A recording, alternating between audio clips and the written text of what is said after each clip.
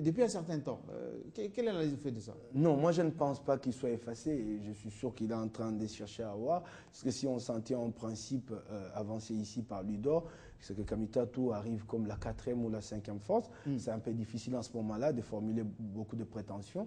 Je me dis qu'il s'imagine, comme il l'a fait en 2006 avec Antipas Mbusa Nyamwisi, il s'imagine peut-être certaines alliances, mais je ne crois pas qu'en ce moment-là, ces alliances puissent être prises en compte, parce que, à mon point de vue, il faut prendre au départ ce que les électeurs ont décidé.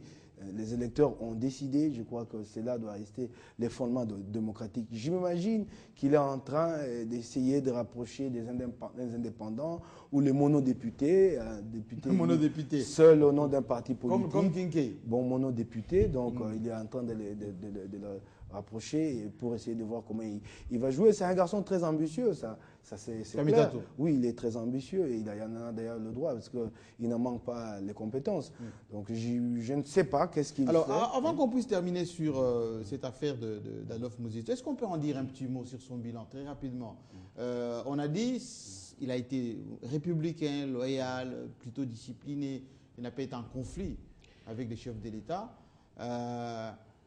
Mais on met quand même à son crédit beaucoup de choses. L'effacement de la dette, le franc fort, la paix. Enfin, il a été notamment nommé pour aller terminer avec la guerre à l'Est. Et puis, le fonctionnement du gouvernement. Donc on peut dire, est-ce que c'est un Premier ministre qui peut aussi se promener torse bombé? Voici ce que j'ai pu donner à la République. Enfin, au service de Joseph Kabila, naturellement. Bien, vous avez déjà donné quelques éléments de réponse en évoquant l'effacement de la dette avec l'atteinte du point d'achèvement de l'initiative PPTE.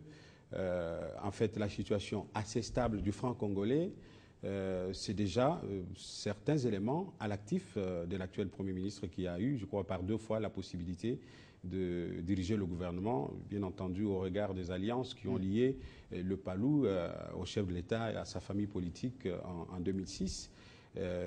Pas mal de choses ont été réalisées du point de vue de l'enseignement, du point de vue de la santé. On a vu ça et là des choses réalisées, mais vous savez, le peuple congolais, tout comme tous les peuples du monde, et le peuple africain en particulier, c'est d'abord le ventre qui constitue la ménagère. Voilà. On ne peut pas réfléchir s'il n'y a rien dans le ventre, on ne peut pas travailler s'il n'y a rien dans le ventre, mais sur ce point-là, il faudra vraiment très honnêtement reconnaître que du point de vue social, rien n'a été fait, même si constitutionnellement c'est le chef de l'État qui répond, n'est-ce pas, de la gestion du pays devant le Parlement, mais en fait la machine gouvernementale a été tenue par un homme qui s'appelle Adolphe Muzito, dont vous avez annoncé la démission aujourd'hui. Je crois que du point de vue social, les failles, les échecs lui collent à la peau partout où il sera, parce qu'il a marqué quand même l'histoire du pays en gérant le gouvernement pendant 2 mandats successifs, si je peux ainsi le dire, à 2 reprises, je voulais dire. Et donc ça lui colle à la peau. Il y a également le fait qu'il quitte le gouvernement, il laisse le pays sans budget. Ça, c'est extrêmement grave, il faut qu'on le dise.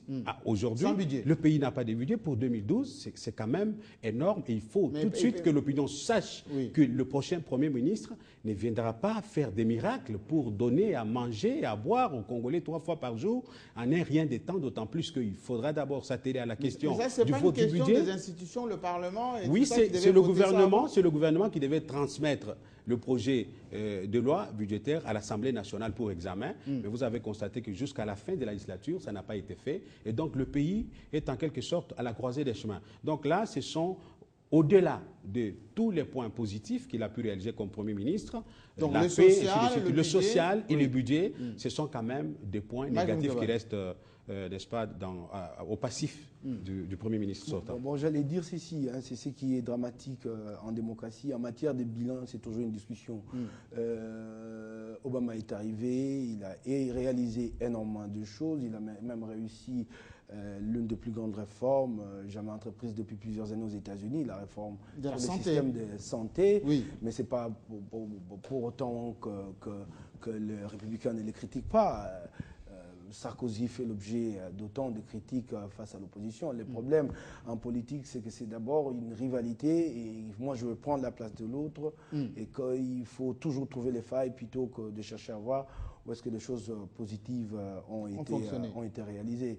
Donc, si je place ces préalables donc en liminaire de mon propos, je peux maintenant passer pour dire qu'il y a eu bien des choses positives qui ont été réalisées. Je suis d'accord avec Ludor, qui a lui-même énuméré les principales réalisations de ces gouvernements. Mais le plus grand problème, à mon point de vue, c'est là que je ne suis pas d'accord avec Ludor. Il ne peut pas penser que Muzito soit comptable de l'échec s'il y a échec tout seul. En fait, nous sommes dans un régime bicéphale, avec un double exécutif, président de la République et primature. Mais dans les cas où le chef de l'État est en même temps le chef de la majorité, l'initiative lui revient plus que le Premier ministre. Donc, vu sous cet angle-là, on ne peut pas dire que si un échec, Muzito assume seul. Ça, c'est pour un peu nuancer ce que Ludor a dit. Mais dans le fond, le problème, c'est que moi, je ne pense pas qu'il y ait échec fondamentalement sur le plan social. Des choses ont été réalisées, mais les combles, c'est que ces choses n'ont pas atteint les aspirations de la population. Et les combles, c'est que, je l'ai toujours dit, c'est qu'il y a eu trop de promesses qui ont été données au départ. Je crois que c'est cela aussi le problème. Je crois que c'est à ce niveau-là d'ailleurs. Il y a un décalage entre les promesses données. Oui, c'est à ce niveau-là que j'ai dit. Et les réalisations. C'est à ce moment-là que j'ai dit que Ludor ne peut pas dissocier Muzito de Kabila, parce que c'est Kabila qui a fait aussi des promesses. Et moi, j'ai toujours pensé qu'il ne fallait pas faire trop de promesses, qu'il fallait plutôt appeler les Congolais au travail. Et c'est ça, ça a été ça la grande difficulté de ce gouvernement, d'avoir trouvé un pays. Je ne voudrais pas entrer dans ces discours justificatifs de dire les passés mobutistes, ils ont tout détruit. Non. Mais le pays a été trouvé à un tel niveau que le peu d'efforts qui ont été réalisés, notamment dans ce salle, se ressentent difficilement. Mais s'il y a des choses que je peux reprocher fondamentalement à ces mandats, c'est-à-dire et à Muzito et à Kabila ensemble, c'est d'avoir très peu travaillé pour l'assainissement de mœurs publiques. La gouvernance. La bonne gouvernance, d'avoir très peu travaillé pour cet aspect. Je crois que cet aspect a été nocif, a beaucoup nui aux chances du gouvernement de pouvoir réaliser plus qu'il n'a fait. Et je pense que là, le président Kabila le comprend, c'est une nouvelle chance que le peuple lui a donnée et qu'il nous faut cette fois-là cette fois-ci, il faut revenir sur la gouvernance avec un peu plus de pertinence. Alors, on va changer de sujet. Je voudrais juste recadrer un petit rien par rapport à ce que mon éminent confrère a dit tout à l'heure. Moi, j'ai senti dans son argumentation de tout à l'heure une sorte de complémentarité à ce que je dis, hormis la petite nuance d'ailleurs constitutionnelle, parce que c'est le chef de l'État qui est comptable devant le Parlement en ce qui concerne la gestion du pays, mais dans la praxis quotidienne de la marche du pays, c'est le Premier ministre. Et je crois que sur ce plan-là, on n'a pas vu le Premier ministre sortant se rendre beaucoup plus visible, n'est-ce pas? Je ne sais pas s'il fallait que l'initiative... Le profit de ne pas être trop encombrant. Voilà, je ne sais pas, ça peut être une des raisons, mais le peuple ignore tout cela. Je ne sais pas s'il fallait que sa visibilité relève de l'initiative du chef de l'État qu'on a vu, faute, n'est-ce pas, de présence beaucoup plus parlante sur le terrain, qu'on a vu en train de visiter des chantiers, qu'on a vu en train de sillonner à travers le pays pour voir ce qui marche, ce qui ne marche pas. Moi, je crois que de ce point de vue-là, dans la gestion quotidienne donc du pays, du gouvernement, il y a aussi à redire. Est-ce qu'on peut dire également, et pour terminer sur Adolphe Muzito, qu'il était un Premier ministre faible, qui n'avait pas beaucoup de marge de manœuvre? Et c'est pour cela peut-être qu'il était moins présent, il voyageait moins, etc. Bon, moi je crois que je ne suis pas le porte-parole du Premier ministre, c'est à lui d'expliquer pourquoi il a été faible. Mais ce qui est évident, c'est que les choses ont été constatées comme telles. En filigrane, c'est qu'on a parlé gouvernement parallèle. Gouvernement parallèle, qui en était le Premier ministre? Ça, je ne sais pas. Je crois qu'il appartient à ceux qui le disaient et d'en désigner le Premier ministre. Exactement. Alors, changeons de sujet maintenant. On a lu dans les tabloïds, en tout cas cette semaine, beaucoup des fléchettes à l'encontre, en fait, en direction de l'ex-président de l'Assemblée, Valéry Bochab, alors Mike Moukebaye. Question directe, parce que vous n'avez pas souvent votre langue dans la poche, qui en veut à Bochab finalement? Non, moi dans la presse surtout. Non, moi je ne crois pas.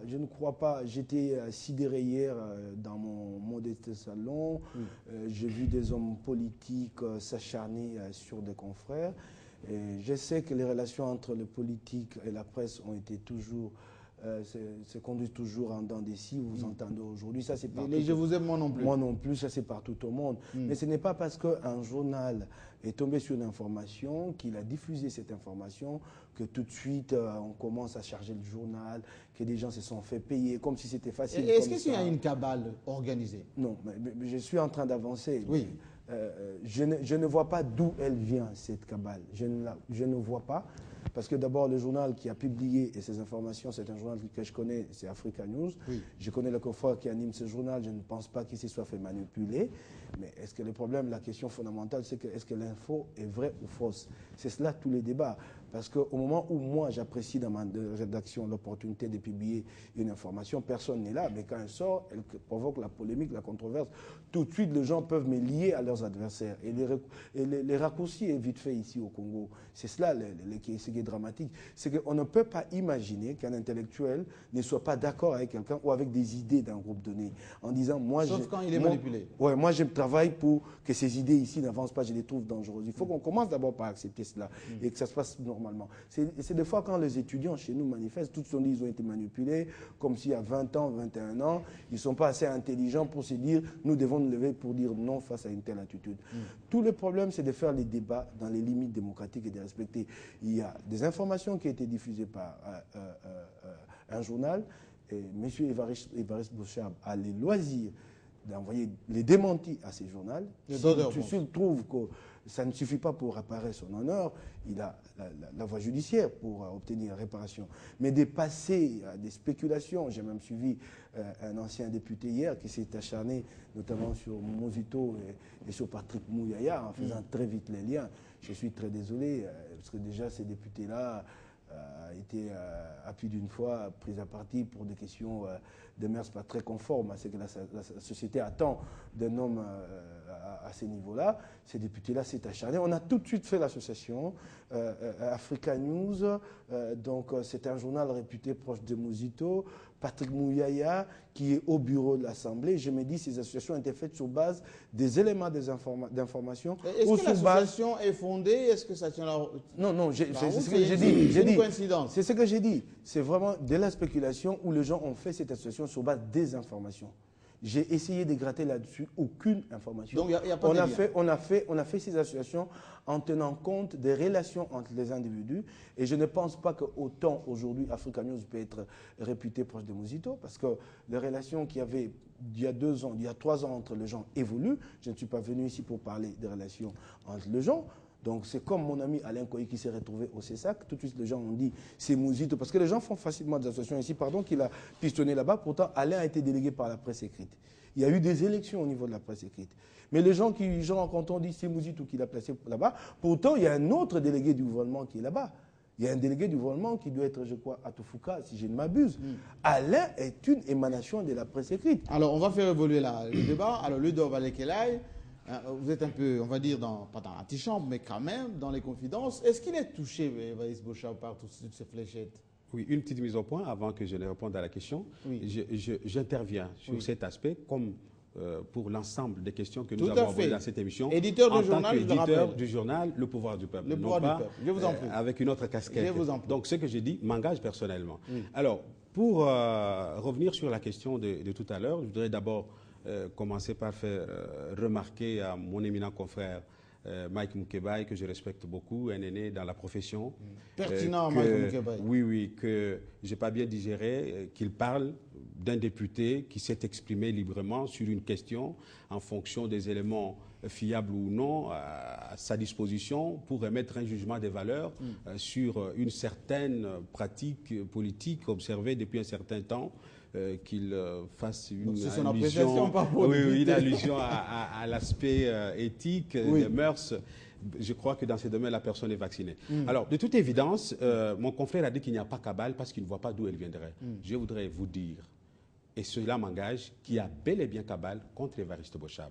Je commence par des faits. Les fondements.